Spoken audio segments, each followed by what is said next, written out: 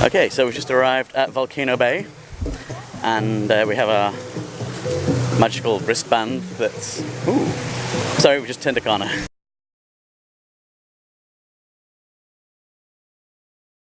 Oh, that takes me out of the fantasy. Seeing the tube? The tube? Yeah. Seeing the loading station, the tube, that takes me out of it. Oh well. Really, I find the gigantic hotel right next to where we are. See, personally. And we're leaving Volcano Bay.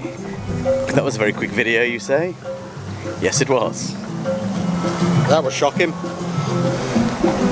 Not a whole lot of fun. The sort of... Oh, we've been here? About an hour and a half? No, we've been 2.5. Oh, hang on. No, we opened at 9, didn't we? We opened at 9, we got here just after 9. just after it opened, so yeah. But yeah. If you have trouble with stairs or disability or anything, don't waste your time. Stairs everywhere. But you know, if you want to walk down to somewhere, you can always walk right the way around and go in the other entrance. That's the thing. We found that there was like one access point to everything. None of it made sense. Yeah, lots of walking around. It was a stupid tunnel.